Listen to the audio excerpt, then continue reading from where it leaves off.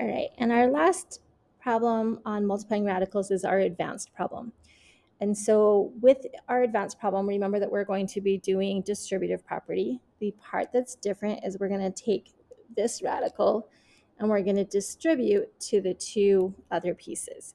So again, same rules apply, outside times outside, inside times inside, and remember that a negative value under the radical, if it's even, is going to give us an I. So first thing, let's just look at our outside numbers. So we've got 2 times 4, which is 8.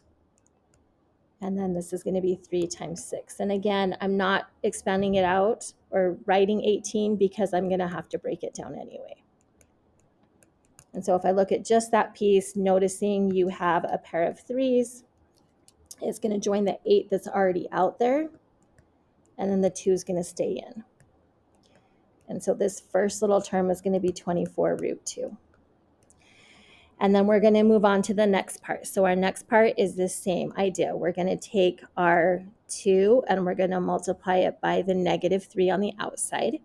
So 2 times negative 3 is negative 6. So that's our outside times outside. And then we kind of have that issue going on the inside. So we can do one of two things. We could have taken care of it at the beginning and noticed that this was square root of negative 1, square root of 12. So that I already knew that this was going to end up giving me an I. So I could have taken the I out ahead of time and then broken down my 12.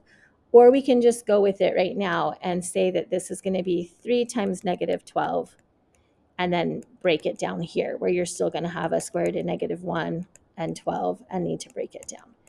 Doesn't really matter. You still end up the same answer in the end. You just need to make sure that you're super careful and you pay attention to that negative. So that's going to give you an I. And when you're looking for pairs, notice that you have a pair of 3s that's going to come out and a pair of 2s, and you don't have anything left over. So this second term is going to be negative 6 times 3 times 2 times I. And so as we simplify the last term, then we've got negative 6 times 3 is negative 18. Negative 18 times 2 is going to give us negative 36i.